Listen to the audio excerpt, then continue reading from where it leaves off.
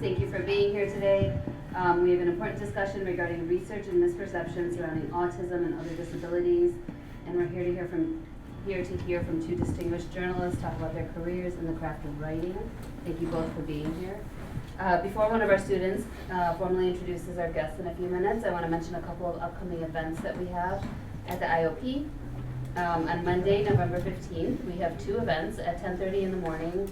We're going to do a virtual live taping of the Axe Files podcast with David Axelrod in conversation with Pramila Jayapal, Representative Pramila Jayapal, who is the chair of the House Progressive Caucus and a key player in the ongoing negotiations.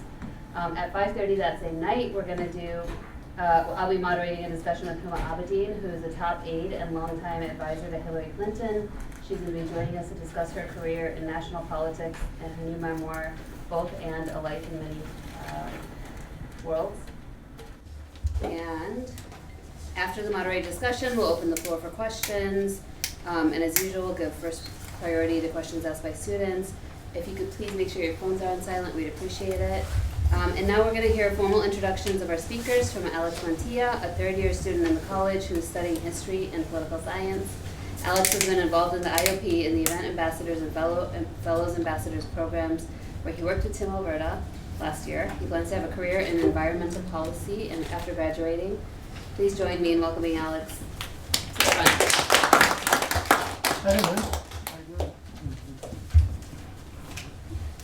Hello everyone, welcome to today's event.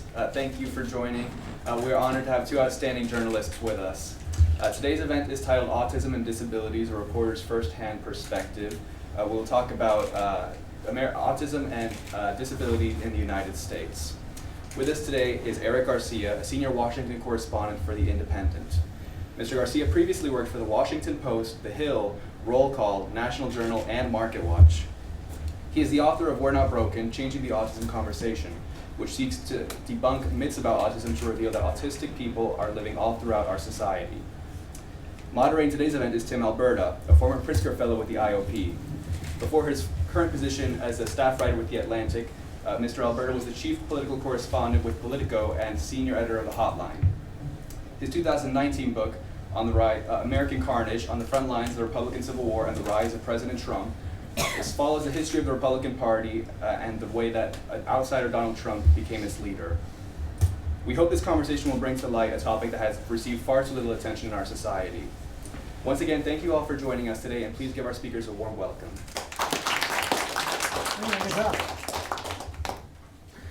Well, thanks, Alex. Ooh. Everybody hear me? Yeah. I think you can. Cool.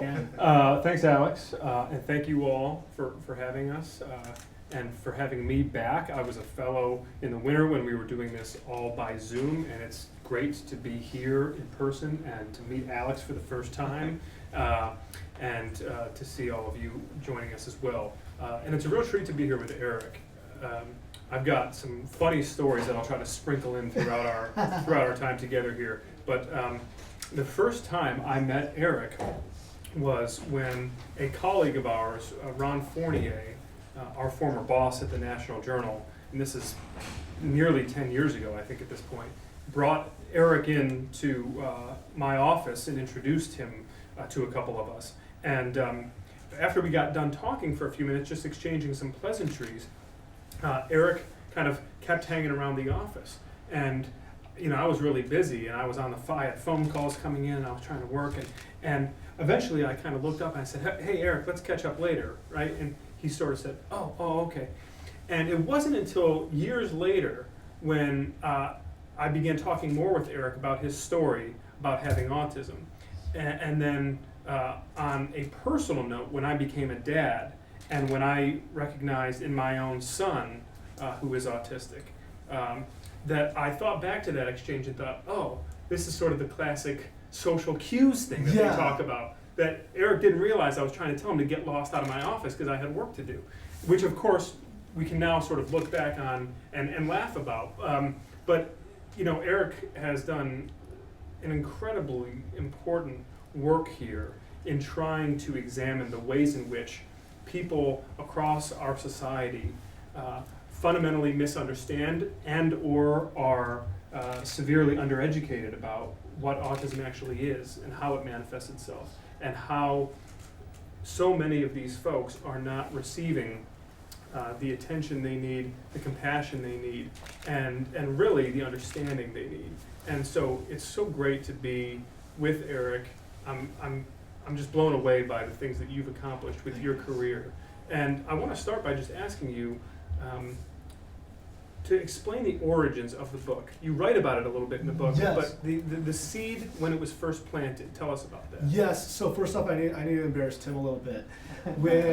So there was that event with Ron Fournier. The other thing was, if you remember, there was that, when I first moved to DC full-time to work in DC, I was gonna go start working at Market Watch, but then Ron Fournier suggested that I go to this event with like a bunch of national journalists, journal columnists, and then Ron and Jake Tapper were gonna talk with Bernie Sanders in 2015, 2014. And I remember seeing you and Ben Pershing and a lot of other people, and I remember thinking, those guys look like they're having a lot of fun. And with all due respect to my colleagues at Market Watch, I was like, I wanna work in a place like National Journal. And a few months later I did, and so it was right. That was a great place, and I learned so much. So the seed for it is, first and foremost, to borrow from my friend John Marble. I was autistic. It's a good place to start. But the real origin of it was I was at a party with a friend of ours named Tim Mack, and he offered me a drink, and I said, "Oh, I don't drink because I'm on the autism spectrum, and a medicine I take doesn't mix with alcohol." And instead of him saying, "Oh, come on, don't be a," because you've been at these parties where like there's lots of alcohol. He said, "Oh, there's a lot of autistic people in Washington. They work in journalism, government, whatever." And at first I didn't believe that. Then later on, I lived in Washington, D.C. I was like, oh yeah, no, there are a lot of autistic people in D.C. And he's like, you should write about that. I thought, I'll write about it later. Then when I worked at National Journal, and then the print magazine was getting shut down, I pitched this idea to our friend Richard Just, a fantastic editor, and he did the thing that editors should do. He said, why should this piece exist? And I kind of, out of frustration, I was thinking, well, there's so much misconceptions about autism and trying to cure autism, and not enough on trying to accept autistic people. He's like, there's your piece, go. And then at the same time, what had happened was I grew up in Southern California, and there was a big measles outbreak in California at that time. I remember it was around 2015. And it was because parents weren't vaccinating their kids because they were afraid the MMR vaccine, the measles, mumps, rubella vaccine, was causing autism. Then a little bit later, and I think you probably might have even been at the debate about this, there was a second Republican debate. Donald Trump was running for president, and he said autism has become an epidemic. And I was already writing this piece at this point, and he blamed the vaccines. And I was like, wait, this is not true. So I wrote that piece, it blew up, changed my life overnight. But then the next question I thought was, wait, if we have so many bad ideas about autism, we must not be, and if we're focusing so much on curing autistic people, we must be ill-serving them, the ones we have right here and now. So what did I do? I decided to hit the road. I went to a bunch of different places. I went to Michigan, to a retreat where there were a bunch of autistic people. It was autistic only. I went to West Virginia, to a university that's focused on educating autistic people. I went to the Bay Area of California to see places that are employing autistic people, and I met with an all autistic family. I went to Pittsburgh to interview one of the first openly autistic elected officials in the country. And I went to Pittsburgh to focus on how we're failing autistic people with healthcare. And really what I decided to do is I realized that I'm autistic, but my story doesn't reflect the spectrum of autistic people. And so what I wanted to do was include my story within the larger tapestry of what was going on. And that's really how this book came to be. And you did it wonderfully, Eric. And what's so interesting is that you write in the book about how easy it is for so many people to overlook or to misunderstand or to not fully comprehend the dimensions of autism, how it manifests itself, how prevalent it is, what it isn't. What's so fascinating, though, is that in that opening anecdote you just shared, when Tim Mack said to you at that party that there are a lot of autistic people in Washington, you yourself were initially sort of dismissive of that, not prone to believing it because of some of the sort of cultural or demographic or economic indicators that didn't align for you. So explain that to me. Yeah, because I think that for a long time, it's interesting, for a long time a lot of people thought that autism was a very, very narrow condition, and actually not too far from here, a guy by the name of Bruno Bettelheim was one of the main researchers in the United States. He was a researcher who blamed parents for autism, and he said that the fundamental thing is a parent of an autistic child wishes the child didn't exist, and he compared them. He was a survivor of the Holocaust. He's compared parents of autistic children to Nazi prison guards, and so it was seen as this very, very narrow thing. It had to be diagnosed. For a long time, it didn't get, how many people are familiar with the Diagnostic Statistical Manual of Mental Disorders? So what people don't realize about autism is it didn't get its own separate diagnosis, separate from schizophrenia, until 1980. So think about it. Autism was the first major study about autism was first mentioned in a peer-reviewed study in 1911 by a Swiss psychiatrist by the name of Eugen Bleuler. It received another major study in Baltimore, Maryland in 1943 by the guy by the name of Leo Kanner. And then again, and at the same time, in Nazi-occupied Vienna, Hans Asperger, who's the person we get the term Asperger syndrome from, he put out his study, but it was in German, so it got lost, and then his clinic was bombed, and also he was sending children to death clinics. But so for so long, it was this misunderstood and misperceived thing, and it was this thing, and also on top of that, I think to your point, there was this misperception that autistic people couldn't achieve much, and that they couldn't, and that even if they were quote unquote high functioning, we'll go into later why I don't like that term, they couldn't amount to much. So to the extent that when Temple Grandin, how many people know about Temple Grandin? Probably the most. Yeah, good to see you. Good to see you. Timotheus, I profile in the book. In the book, initially when her book came out, she was seen as the intros were like a recovered autistic person, and even Oliver Sacks, who is one of the most empathetic writers. How many people know about Oliver Sacks? One of the most empathetic people to write about autism. He initially didn't think that Temple Grandin could be autistic, and then he read her other writings. He's like, oh no, this is that. She must have had a ghostwriter. Then he realized, oh well, this is her. But there were such limited perceptions, and there still are limited perceptions, not just of what people like myself can achieve, but what non-speaking autistic people can achieve, what autistic people who might need a home care aide need. So for example, a perfect example of this is a guy by the name of Hari Srinivasan, who's a student at Cal, and for the longest time, he's a non-speaking person. They tried curing him, they tried doing a bunch of different treatments. Only when he got an assistive communication device did he start shooting through the roof because people accepted him. Now, of course, he's a student at Cal, which is a pretty hard school to get into. And on top of that, he's on the federal government's advisory committee about autism, the Interagency Autism Coordinating Committee.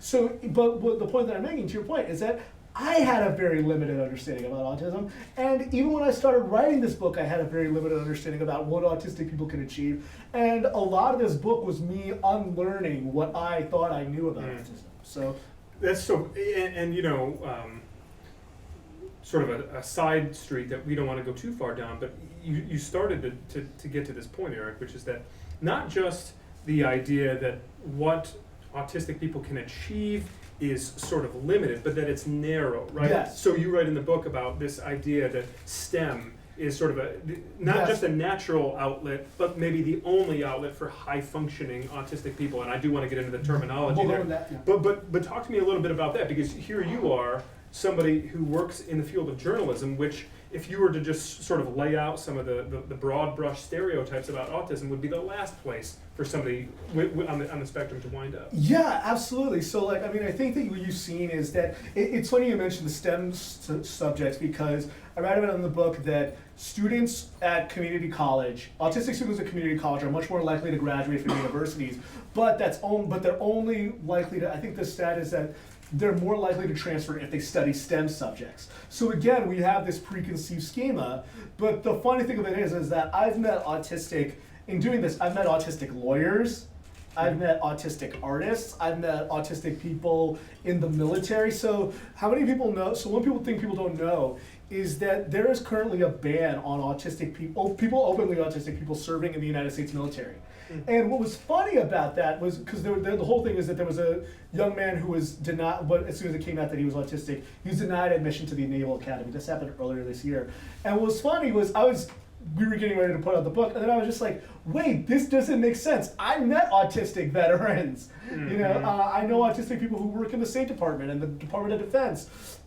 So we have this very, very limited, narrow perception because we think of autistic people as unempathetic or very good at systematizing. There's even this idea, this concept called by Sacha Baron Cohen, and yes, he's the cousin by Simon Baron Cohen, and yes, he's the cousin of Sacha Baron Cohen. But he's talking about this idea that autistic brains are really good at systematizing and non-autistic brains are good at empathizing, and therefore most autism is a variation, or he's saying that like men are good at systematizing and women are good at empathizing, so autistic people therefore are extreme versions of the male brain, which is not true. I know plenty of autistic women. But it creates this preconceived notion, and what we do is we wind up limiting what we think autistic people can achieve. Because imagine you're an autistic person who, I don't know, wants to be a who wants to be an accountant, or who wants to work in sales, in retail, or who wants to work in, who wants to be an executive, who wants to work in law or work in medicine. You're automatically limited to, oh, you're just going to be a computer coder in Silicon Valley. How many people have seen those perceptions in media of like the autistic super genius, even if it's coded? But that severely limits what we think is possible for autistic people. Like Tim, I profile you in the book, and like, it's you and I are both nerds, but like we're not gonna be working in Silicon Valley anytime soon, right? I gotta come, for example, just to give you people an understanding, I took a class in computer coding because I thought it would be to take care of my math prerequisite because I thought it would be easier. I got a C-, and I think it was just because the professor thought felt bad for me. We're really not serving them because we immediately limit right from the beginning. And what I want is, you mentioned your kid. I want your son to be able to study whatever he wants and focus on whatever he wants, and that gives him joy and that gives him a sense of purpose. And I don't want him or any other autistic person to be limited, because the thing that I'll say is that when my mom, you and I both share, we were both raised very religious. My mom, when she got the diagnosis from me, she said, how's he gonna get into Stanford? And I think that that's the baseline assumption, is that we shouldn't, just like how a lot of the world sees that autistic people can't achieve anything, if you put them in a box, that's just as limiting as saying they can't achieve anything.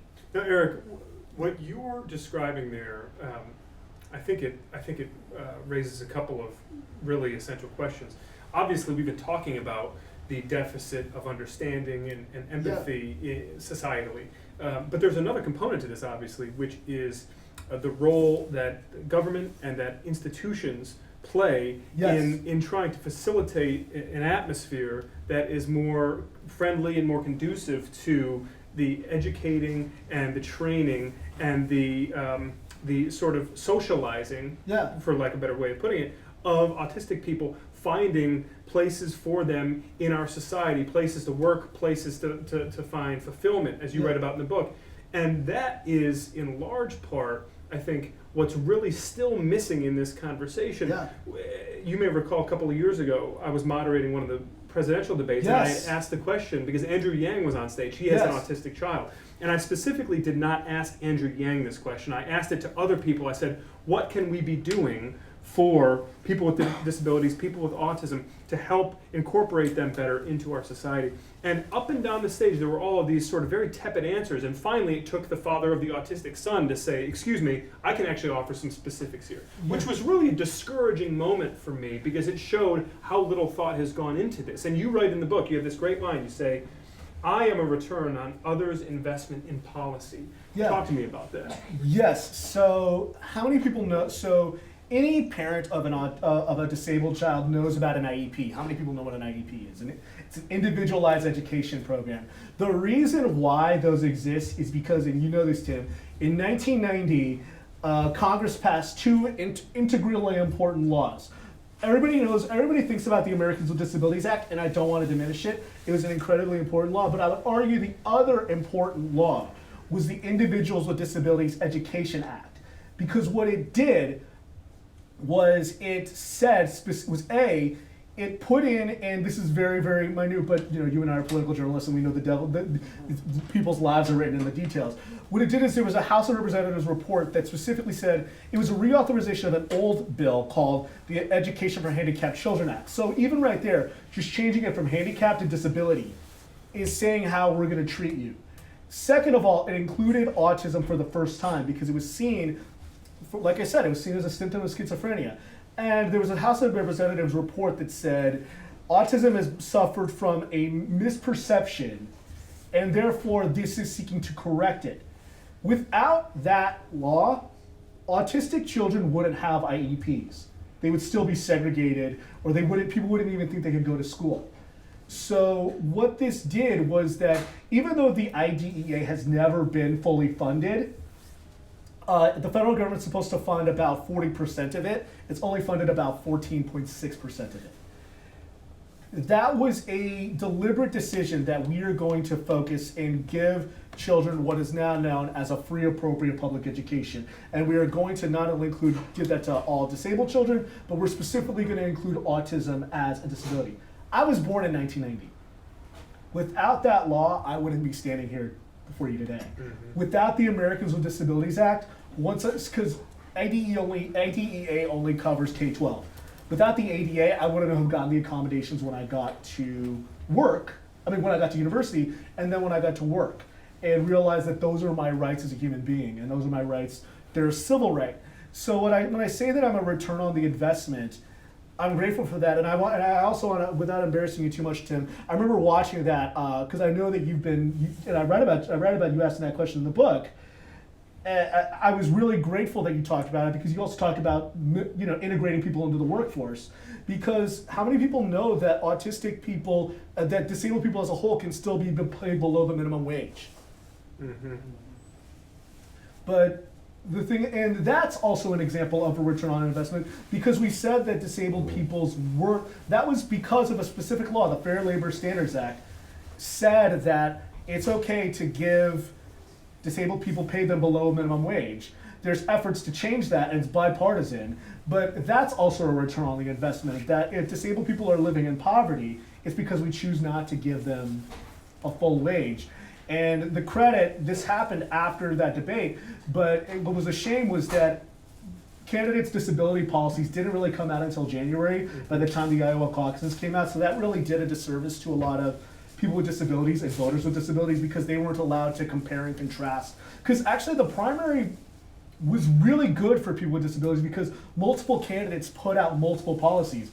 And it wasn't just Bernie Sanders and Elizabeth Warren, it was mainstream Democrats like Pete Buttigieg, Amy Klobuchar put out ones. But yeah, I'm a return on the investment, and what I say is that when I see other autistic people who aren't able to succeed, I think to myself, how did we fail these people? Because I've met so many wonderful autistic people who are smarter than I am, who are harder working than I am, who are kinder than I am, but they just fell through the cracks. And it's an indictment that any time an autistic person winds up dying in a nursing home, like what happened in COVID-19, it's an indictment when any of them can't graduate from high school or college because they don't have the services. It's an indictment when any of them are paid below minimum wage, and it's an indictment when any of them are homeless, of all of us. And we need to make these conscientious decisions. That's so well said, Eric. And here's the thing, without embarrassing you, you are an investment, a return on that investment in policy.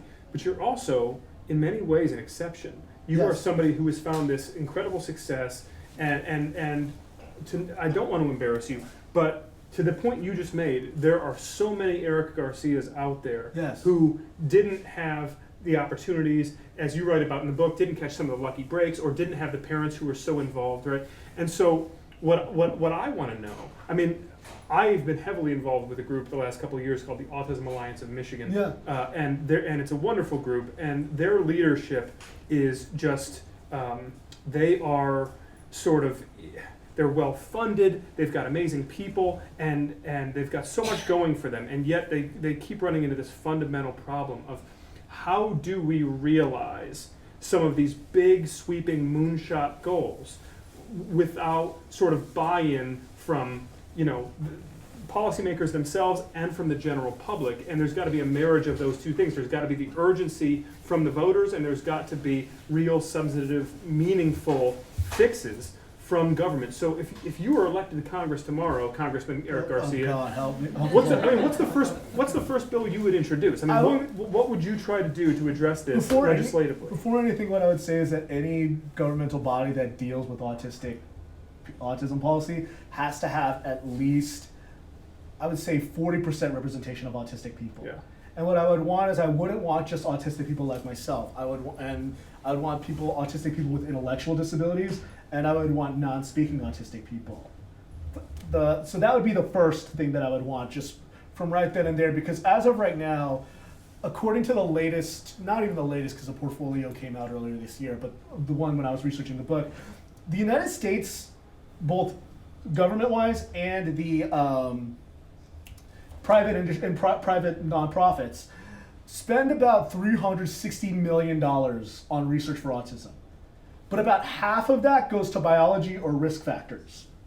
And I'm not necessarily even against researching biology or risk factors. That can be something we learned, that one of the biggest killers of autistic people with intellectual disabilities without intellectual disabilities is heart disease.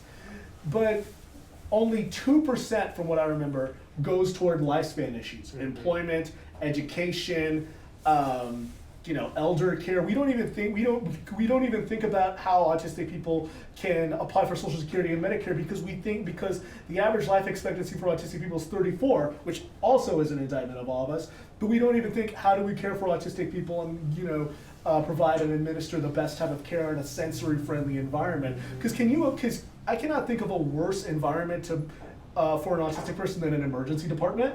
Right. But right. Where does most healthcare happen? Bright lights, loud noises. Yeah, so what I would do is I would say that we should have at least 30% of funding for lifespan issues, at minimum. And the other thing that I would just say is, it was funny during the 2020 campaign, a lot of candidates said, my pledge is to fully fund the Individuals with Disabilities Education Act. And while that's a good thing, yeah, we should fully fund it, because states are being really strapped for this, and any parent has to deal with a state administrator knows this. But I remember in the back of my mind thinking, how low is the bar that a bold sweeping policy is pledging to fully fund a law that was passed 30 years ago? Mm-hmm.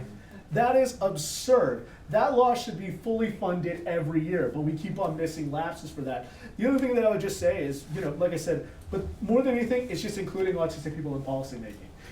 Go ahead. Eric, I'm curious, in your experience and from all the reporting you've done, the travel you've done, all these folks you've been talking with, what are some of the sources of innovation and creative thinking here that have really stuck with you? Because obviously we both know, and as a parent to a 7-year-old nonverbal autistic child, you run into all sorts of snake oil salesmen and people who are promising you quick fixes and miracle cures and all this nonsense.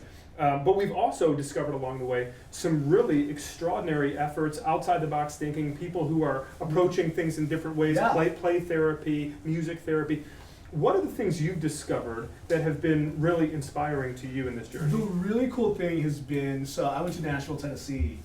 Vanderbilt University's center is actually the Frist Center, and you would know this is that. Yes, I think it's named after Bill Frist's son or something like that. Senate Majority Leader Bill Frist. I'll double check on you that, but it's led by an autistic person. And on top of that, Dave Caudell, I think he's an astrophysicist, but he's really adamant about including and admitting non-speaking autistic people.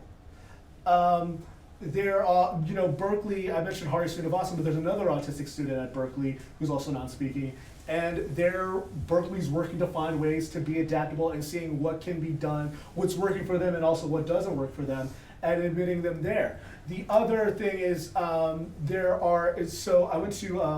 the Bay Area of California, which is unsurprising. There's a lot of people in the tech industry, even though not all autistic people work in the tech industry. It's a place where there are a lot of people people already have this idea.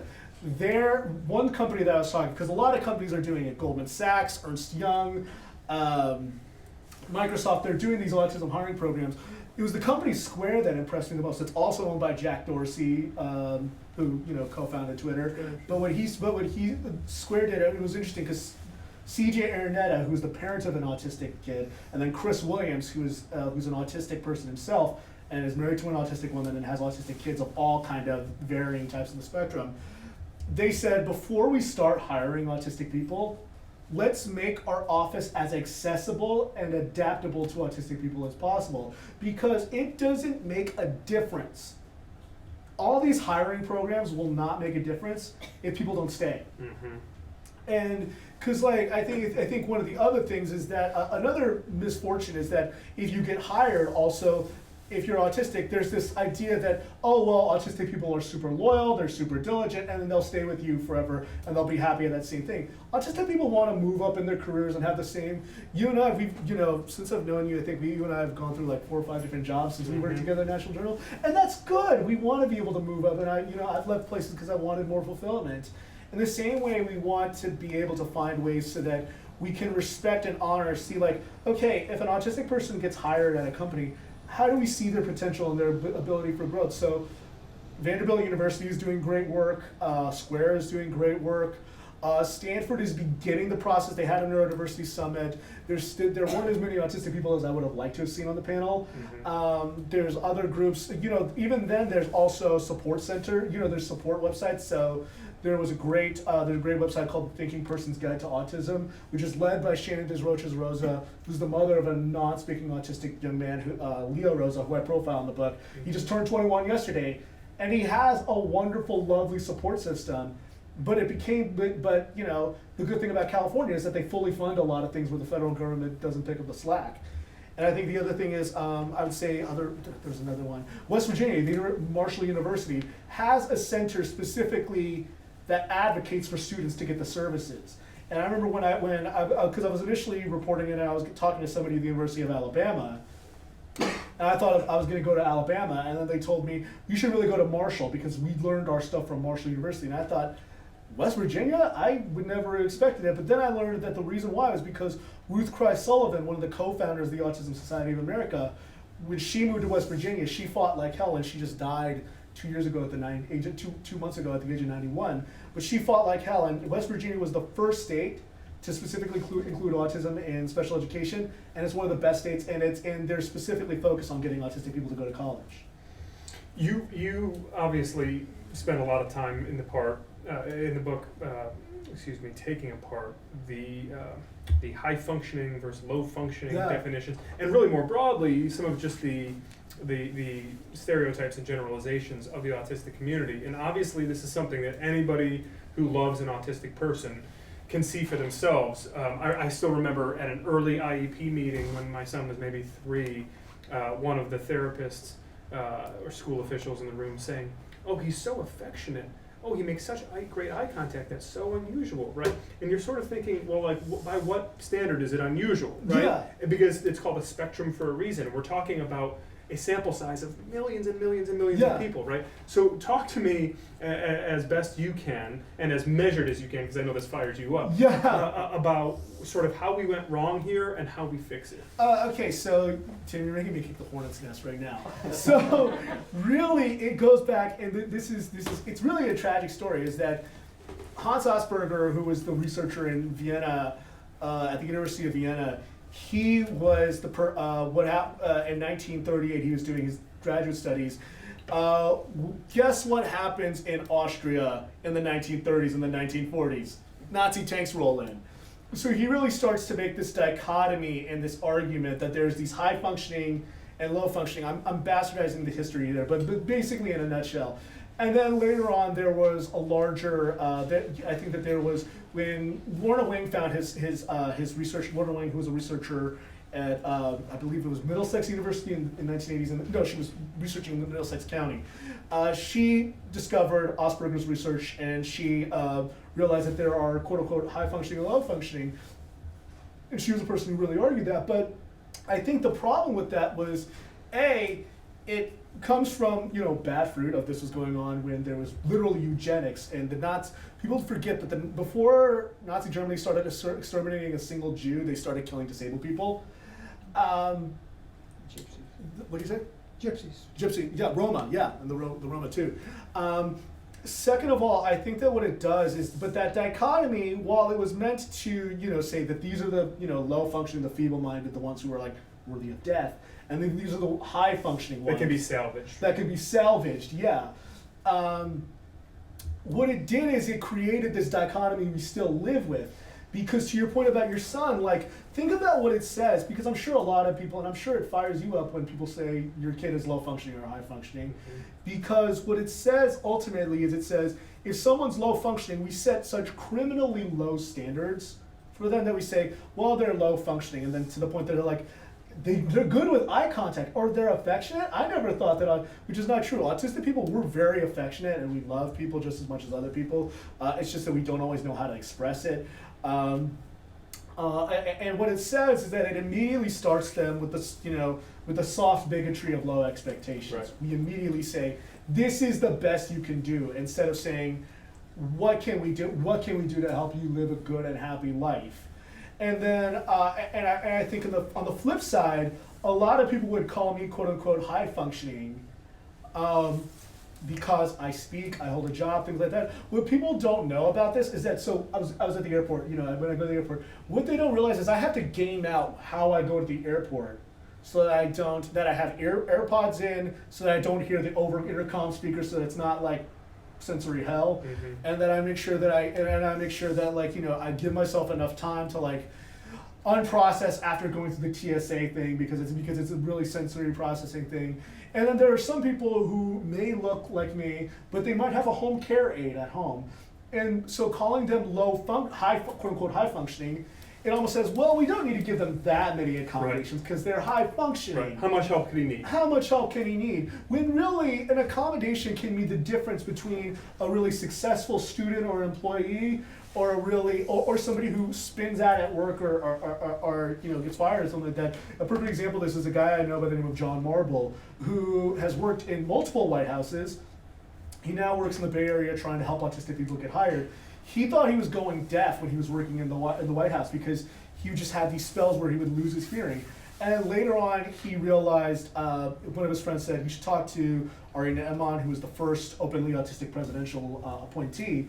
And they had coffee, and then what happened is he kind of shepherded him into recognizing and accepting he was autistic, because then he realized, oh, this was why. And then once he got the diagnosis, his life changed, because he realized what he needed to work with. So I don't like the terms high functioning, low functioning. Rather, what I would prefer, and I don't know if this would be the best thing for you, is I would tend to prefer the terms high support needs or low support needs. And even then, what I would prefer is say, like, what are their support needs, and rather than high and low. Individualize, and then say, like, okay, this is what their support needs. So I can't speak for your son, but like, it would be better to say, instead of high functioning or low functioning, this is what my son needs. This is what he excels at. How do we accentuate the abilities, and how do we accommodate the impairments? And in the same way, I would rather have that discussion than the high functioning or low functioning, because you and I are journalists and we care about accuracy. The high functioning and low functioning dichotomy is based on how other people perceive them rather than what they need. Right. That's so well said. What strikes me, Eric, in this conversation is that in many ways, there's been a lot of progress made. You talk with folks who have an autistic child in their late 20s, early 30s, and they will tell you how barren the landscape was when they were kids, trying to find a doctor, trying to find a therapist. These things just didn't exist in many cases, and parents would be on a waiting list for 4 or 5 years to see the one doctor in their state who had any expertise in this. And now you do see more and more resources, more and more education. We have come a long way, and yet there is so far to go. So when you picture the world for an autistic child born today, by the time they are, graduating high school and thinking about wanting to go into college, going into the workplace, the workforce, what do you think are some of the reasonable and attainable, not to put a cap on it and say we shouldn't be idealistic here, but what do you think that in the space of the next 10 to 15 to 20 years, thinking about where we've come over the last 10 to 15 to 20 years, where do you see this country in its conversation about autism being, say, in 2040? I would say one thing I would like to see is I would like to see the sub-minimum wage provisions just completely eliminated. Yeah. The other thing, this is being hotly debated in Washington right now, President Biden's Build Back Better Act.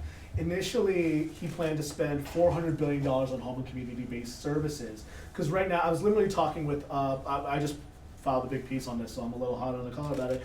There was a mother who I was talking to in North Carolina. She's a doctor, and so she understands the healthcare system, but she also has 2 autistic kids, and one of them, her kid I think is 12, and she had to put her daughter on a wait list last year so that when she turns 18, she can get the services.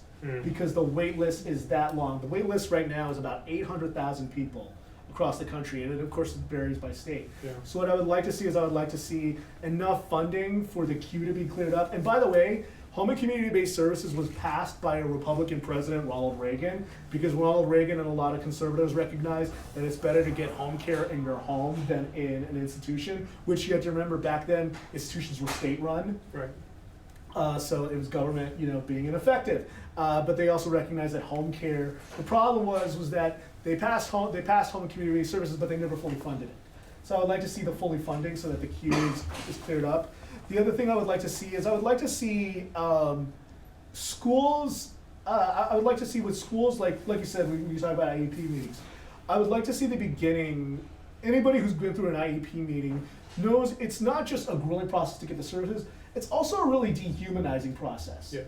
Because you talk about the kids in really terrible ways. You say that this is what they can't do, this is what deficits they.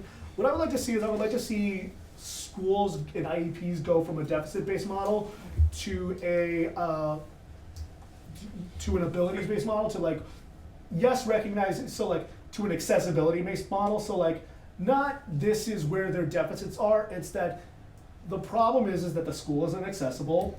The problem is that the schools don't have the services. So what can we do to universalize the design so that not just your kid can succeed, but every kid who comes after who has the same needs comes after. So that's also what I would like to see. As far as what I would like to see culture-wise, I would like to see this beginning, because I think that even kids who are 16, 17, a lot of these kids who grew up with their parent, because the vaccine myth began in the anti-vaccine myth began, it's always been around us, but it really began in 1998. So we're seeing kids who grew up with their parents blaming, and I read about this in the book, some kids who their parents blamed the vaccines for them being autistic. Jenny McCarthy. Yeah, sure. All of them, oh my God. Don't get me started. We'd be here for 2 hours. But there are kids now who are grown up and they've heard how their parents talk about them that way. And it's on the internet now and things like that. So I'd like to see it that parents, the first thing what I'd like to see is that as soon as parents get the diagnosis, they immediately have resources to parents who've already been through it and say this is what you do. But then also I would love to see a hub of autistic Sherpas, so autistic adults who can teach their kids and who run the gamut of the spectrum in each state and say, this is how I live a good life, this is what I wish I could have done. This is what I wish my parents had done. Because I think what happens is that when parents get the diagnosis, immediately what they do is they go on the internet, understandably, because you feel like you get all these things. And then now what I would like to see is I would like to see parents get information from autistic adults saying this is how you can live a good life.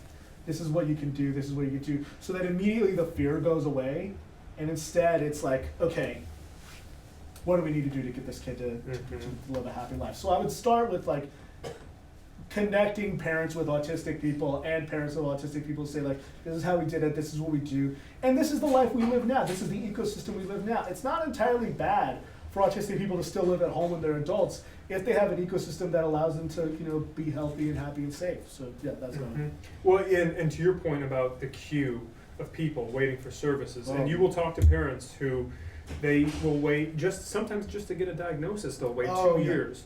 And when we lived in the DC area before we moved home to Michigan, it was a problem. It's a problem in a lot of places, and it does make you wonder if we are doing enough to incentivize people to go into the field, not just specific to autism, but people who can work in the therapies around lots of different disability fields, right? Because that was a recurring theme in a lot of these conversations I've had with folks is that, look, the pay is crap, Yeah. It takes a long time to get the training and the education. It's Yeah. kind of thankless work.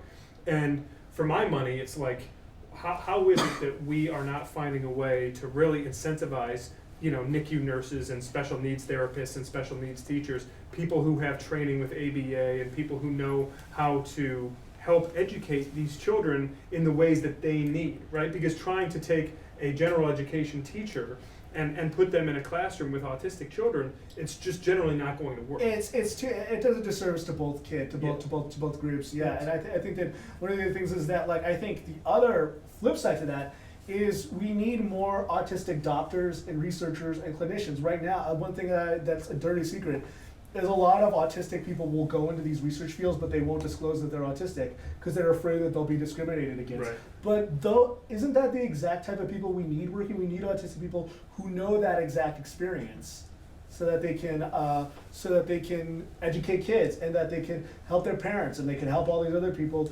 Like you said, the pay is thankless. It takes a long time to get the education. It takes a long time, and then even then it's hard to allocate.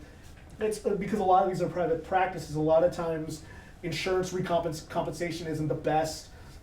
And then even then, like a lot of people talk about, you mentioned ABA, but then there are other people who might prefer something else. And if ABA is the only game in town, and even if they don't want ABA, they're kind of by default forced into it. And then conversely, they might not get any coverage whatsoever, ABA or whatever. So then they have to take it out of pocket, and then that disincentivizes doctors to say, like, oh, well, I don't want to practice here because there's not enough people. And even in most states now, and in some states it's just been very recent, as you know, it took years for a lot of states to actually mandate that health insurance would cover disability treatment, autism treatment specifically. Yeah. And it's been, it's been fascinating when you hear the stories of parents, whether they're taking their children for ABA therapy or for speech therapy, for occupational therapy, for any number of things, the hoops that they have to jump through. I mean, you'll talk to parents who it became a part-time job where they had to spend hours and hours and hours every week on the phone dealing with the red tape and with the insurance,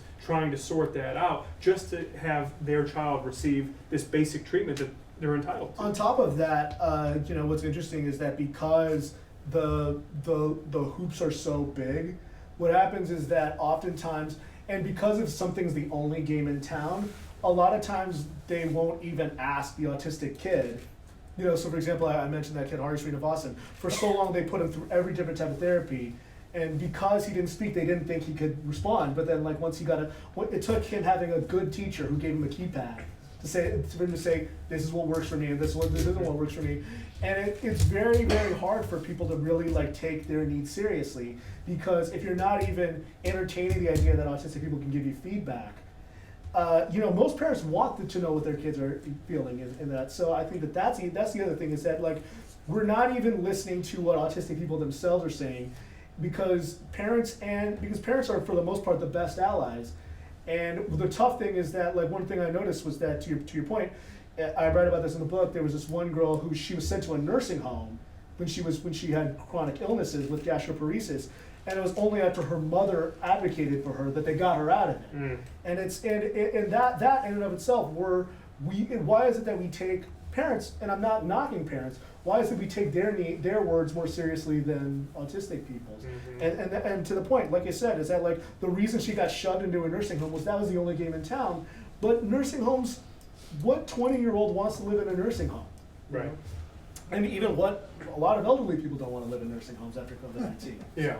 Well, the overarching point that I think we've implicitly come back to time and again here is destigmatizing. Yes. And to the point you made a minute ago about people in certain professions for whom they feel it would be damaging that were it found out that they themselves are autistic.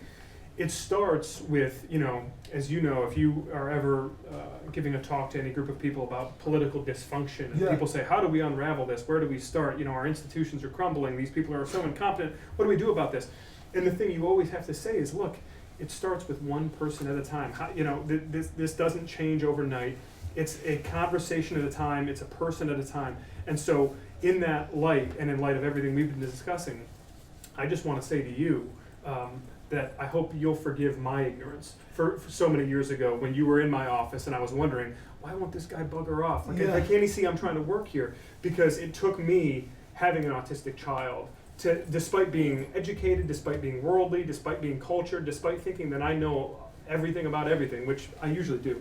But in this instance, it was, I felt years later so guilty about that. So I hope you know that, I hope you'll forgive me, and I hope you know how proud I am of you for bringing this conversation. Always forgiven. I remember that interaction very well, but I'm also very grateful that you were willing to learn. Because, like, I'll say this, I'm autistic, and I had to unlearn a lot of things. I had to learn a lot of things. The point that I always make to people is that every once in a while, some news about disability will come across my feed, or someone will text me something, hey, have you followed this? And I was like, wait, if I don't know this, and I do this for a living, if I wrote a whole book about this, how much more difficult will it be to translate that to other people? So I want to thank you for being willing to talk about this and constantly be willing to learn, because the thing that I want to say is that, like, because now people talk to me like, oh, you're the definitive authority. It's like, the thing of it is that, like, I learned things about the book that I didn't get to include that'll probably be included in the paperback version. But, like, I'm sorry, my agent would kill me if I didn't do a plug. But I'm still learning, and there's going to be more things, and I'm sure that 20 years down the road, there's going to be some enterprising young autistic journalist who's like, Garcia, he got a lot of things wrong. He got some things right, but he got some things wrong, you know. And I hope that I'll be as open-hearted and open-minded as you to say, you know what, I read your stuff, and you're right. Like, I got that wrong. I need to, you know, I'll concede that. So it's a constant moment of learning for everybody. Yeah. Indeed it is. All right, well, we want to open it up to audience questions, and I would just ask that you could raise your hand, please, if you do have a question, and I will call on you, and then I'll repeat your question for our viewers at home to make sure everybody can hear it. Anybody? Yes, sir. Hey, my name is Brian Cronin. I'm a second-year public policy student here at the university. My mom's a special needs teacher who's focused in autism. She's done it for the past 20 years. It's been really beautiful to see the students that she works with grow, now in college, doing really amazing things. But one of the things while she was doing that really struggles is the family aspect. Yes. And the support services for the family. So in the recent reconciliation bill that is still being worked on now, there's a lot of stuff about caregiving. Yes. So I was wondering if you could just talk about where that is that enough? What needs to be done to support those families? Good. I'll repeat it real quick, just for the folks listening at home. So we had a question about the family element of dealing with autism, and specifically a question about the legislative wrangling around caretaking in the most recent reconciliation bill, and whether that is sufficient. So Eric, why don't you tackle that? I was literally just, thank you for asking that, because I literally just asked Maria Town, who's the head of the Americans Association of People with Disabilities, if that's enough. She said it's not enough to clear the queue. So for those who don't know, as I mentioned, that queue that I was mentioning, HCBS, if you want to get home and community-based services, instead of getting your services in a nursing home or a congregate care facility, you have to apply for a Medicaid waiver. And then what happens is that the reason why it's a waiver is that it waives certain regulations. And in Medicaid, if you want to get your services in a nursing home, there can't be a wait list. But with a waiver, there can be a wait list. So right now, 820,000 people are on that wait list. Kids are put, your mom probably knows this, parents are told to put their kids on the wait list as young as 5, so that when they turn 18. I was talking with Maria Town, and she was I said, is the one, because it was initially $400 billion, and then now it's cut down to $150 billion in the reconciliation bill. According to Maria and according to other people I know who I respect, they say it's not enough to complete the queue entirely, but it is enough to do a few things. Clear the queue significantly, and then also raise the wages of the caregivers, because what happens is that turnover in home care, you get better pay if you work in a nursing home or if you work in a hospital or state institution, but the amount of pay for the amount of hours is far too insufficient. It's like why I think the turnover is like your problem, mom knows, caregiver turnover is like a year or 2 years. So it's not enough. It's not what a lot of advocates would like it to be, but it's still would be a significant investment. The other part of it that was a disappointment was, I'm sure you know that, how many people know that if people who are on SSI, if they get married, they risk losing their benefits? So that, I know you know everything I get, but I love you, Tim. I'll let you have the floor. But like what happens is like is that like is that the plan was that there was going to be an increase to the asset limit so that people wouldn't lose their benefits if they got married. That was eliminated just because it would cost too much. But there's talk about eliminating the marriage penalty elsewhere. I don't know how much I believe that those would move forward, but the good thing is that it's being talked about. And the good thing is that I think that the $150 billion is a good start, and hopefully in future years, that's for 10 years. So in 10 years, hopefully there'll be another amount of money spent for that. So thank you for asking about that. Thank you. Who else? Yes, sir. Hi, my name is Adam. I'm a fourth year in the college. Hi. It strikes me that the disability community is really huge in this country, but Yes. it's also diverse and not monolithic and difficult to organize. Yes. Are there people that are doing a really good job building political power? Ooh. And what do you think that will look like in the future? Ooh, this is a really good question. I'll repeat it real quick, unless, well, the cameraman was trained right on it, so he probably got it. But we're just, the question was about sort of organizing and political power within the non-monolithic, very large, diverse autistic community. And disability community as a whole, right? Yes. Yeah, Yeah, so there is about 26% of Americans are disabled or have a disability of some type. And that's just for people who identify as having a disability. There are obviously people with invisible disabilities, people who aren't aware that they're disabled, things like that. There's the chronically ill community. It's a very, in my time covering the disability community, it's a messy bunch, and they disagree about a lot, and they fight with each other as much as they organize. They did, so how many people remember the disability activists protesting in front of Mitch McConnell's office and like getting thrown out of their wheelchairs? The magnificent thing about Which was great optics, by the way. it was great. No, they intentionally did that because I know a lot of people and I've talked to them. They did that on purpose. Yeah. That was a remarkable moment, not just because of the optics, but because you got the Down syndrome community largely to unite behind it. You got the autism community to do it. You got the muscular dystrophy. You got people in wheelchairs.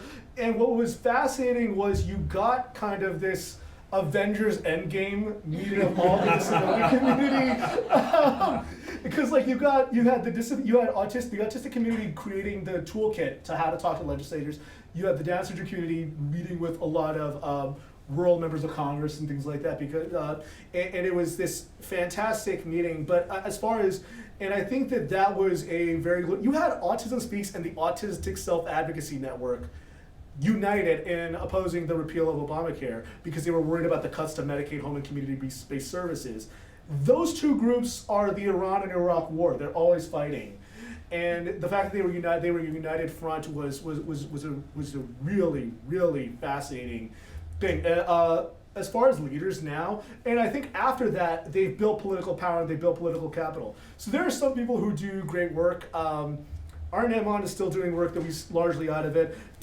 Our own Timotheus Gordon does a lot of organizing work here in Illinois and with his partner and your wonderful little baby to make a wonderful world more. Well, he's now a toddler now, right? Yes. Oh my God, time flies. But so we have a luminary here with us. Maria Town is also another person who's done a phenomenal job. She's the head of the AAPD. Rebecca Coakley at the Ford Foundation is another great leader. I'm trying to think of some others. There's another one. Kim Nackstead, who now works in the Obama administration. She's the domestic policy coordinator, and she's done a lot of work on disability policy. Emily Vord is now in the administration. Mia Eves Ruble, who uses a wheelchair, she has advised multiple presidential candidates. She's a woman of color. Taryn McKenzie Williams just got confirmed to the Department of Labor, and she's going to be focusing a lot on disability employment. So, and one of the things that you've noticed how few, with the exception of my good friend Tim here, how few men I've referenced. A lot. The thing about how many people saw the movie documentary Crip Camp? If you notice, a lot of the leaders in that were women, right? The disability rights movement has largely, in its history, largely been led by women, and there are a ton of women leaders who are disabled women who are still fascinating. I could go on for hours talking about the amazing women disability leaders. Molly Doris Pierce is another one.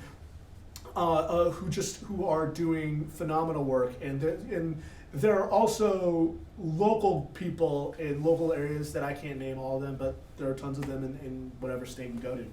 Mm. Who else? Great question. Yes, sir. Hi, I'm community member Bill Hamlin, and I'm wondering, just to get a quick, it's probably in your book, but take on how the best public school programs are working with disability and autism, and what your recommendations are. Yep. Bill is asking about the public schools and their handling of autism services, and it's a great question with a lot of layers to it. A lot of layers. I don't think I could go into all of them, but the thing that the interesting thing was, I can just. So I didn't write enough about I didn't write as much about K-12 in the book as I did, because I feel like there's better people. There's people who are better at it and who are more steeped in it. And I wanted to focus on on college, because I felt like there was a lot of focus on it. But what I can say is that the pandemic has, in the same way that it caused a lot of difficulties for children and who have disabilities because they didn't have access to their to their aids and things like that, it also forced a lot of schools to be creative for people with disabilities.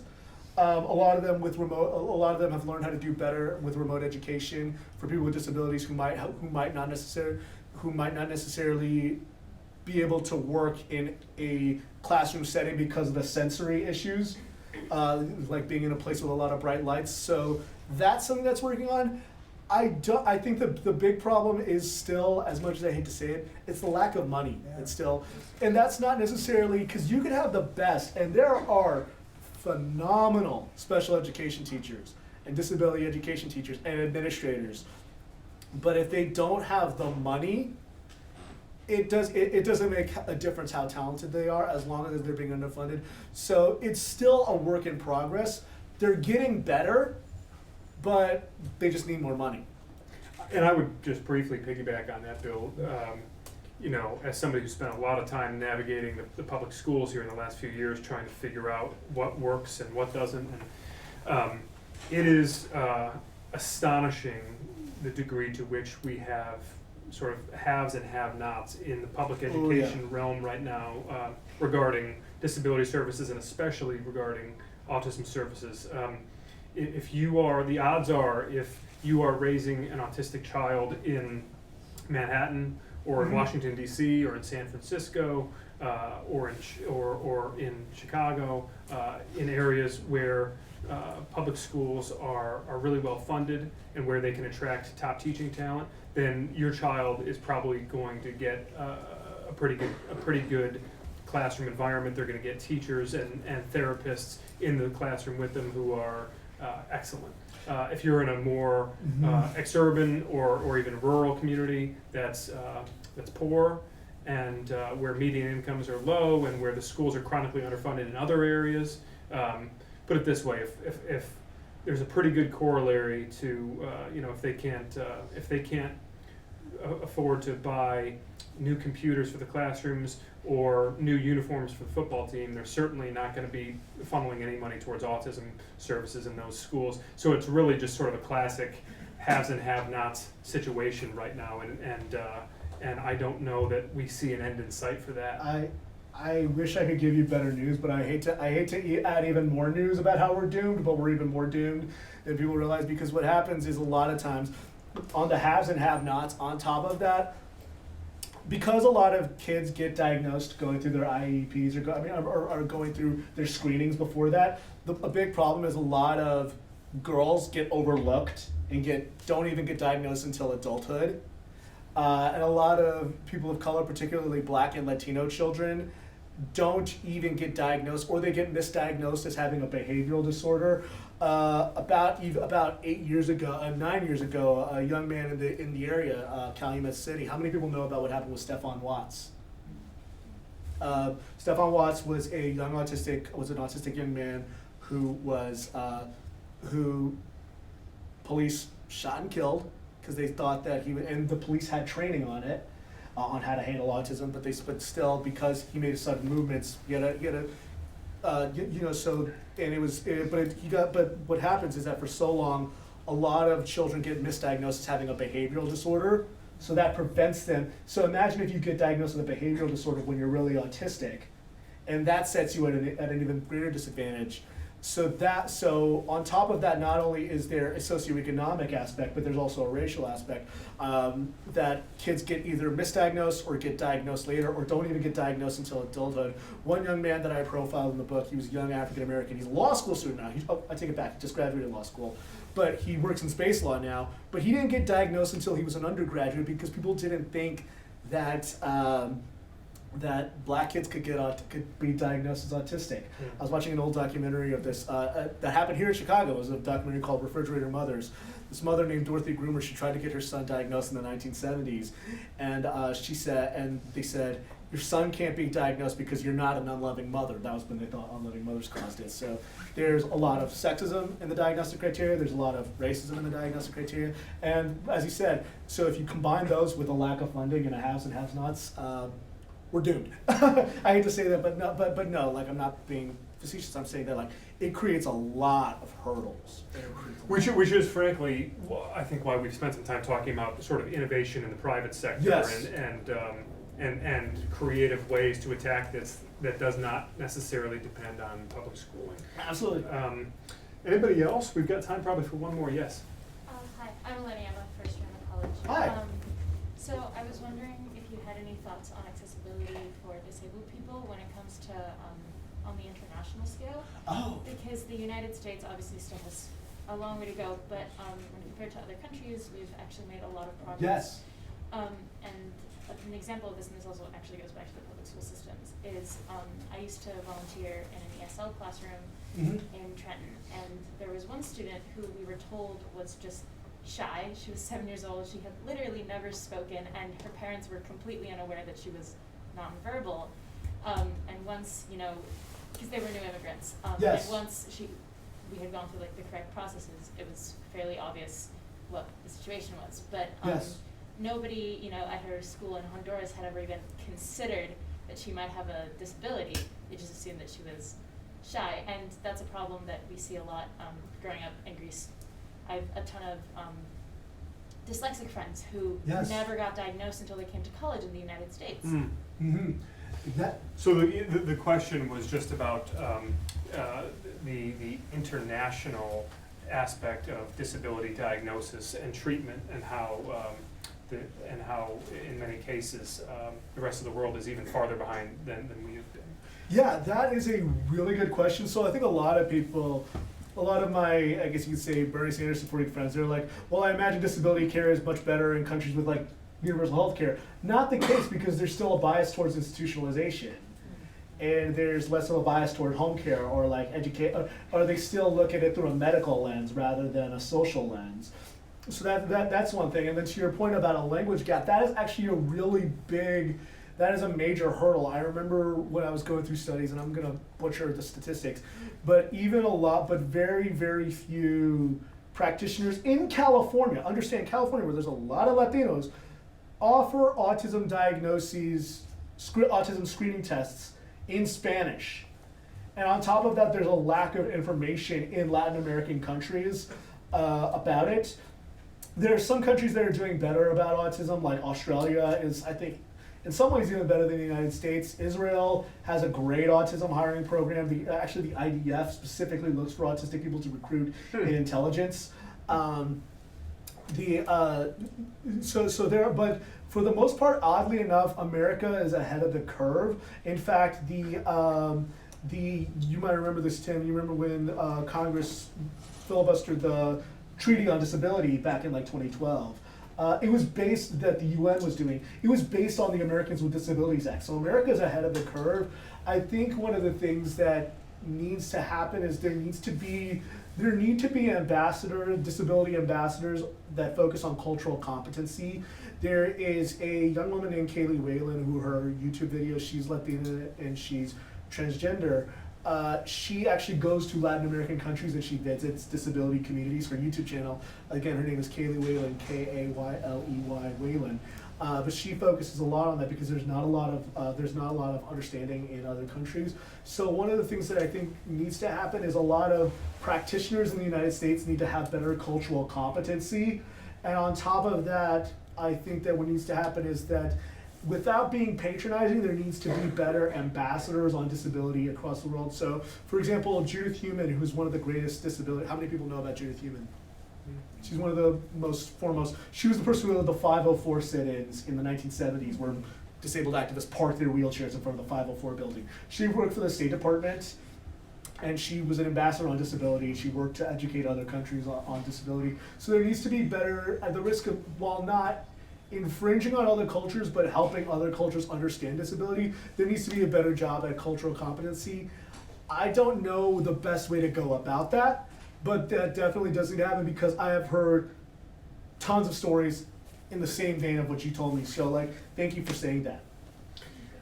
I'd like to really thank you all for having us and for being a part of this conversation. It's not an easy conversation to have, and you know, and I would just say that sometimes these conversations need to be a little bit uncomfortable. They need to be a little bit awkward, and you have to be vulnerable to help advance them. And in that light, if I've said anything that's if I've misstated anything, or if I ask for your forgiveness, because this takes time, it takes understanding, and it takes an ongoing dialogue. So I'm honored to be here, part of this. I'm honored to be with Eric.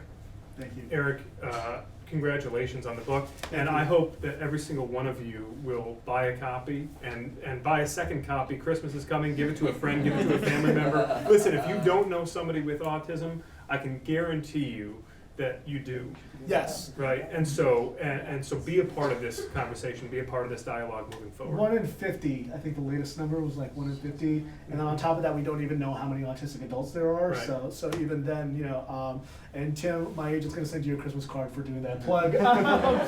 But yeah, no, I want to thank Tim for being open-hearted and willing to listen, willing to change, willing to have this event. I want to thank the University of Chicago, and I want to thank all of you for listening, because I think that what you're doing, you all, whether you're a part of the community of the university or whether you're students, you guys are going to be the ambassadors, and I hope you take what you hear from this and you take it to other people, because the chances are you know somebody who's autistic, even if you don't think you do. And it's, you know, to the point about interpersonal, it starts with those small interactions, and it starts with those things, and those things count and they make a difference. So I want to thank all of you, and I want to thank Tim. I'm so proud and I'm grateful for you, and I'm thankful that we're friends, and thank you to everybody. Thanks so much for coming. Hope I did a community proud. Handsome. Thanks so much. Great job. You did fantastic too.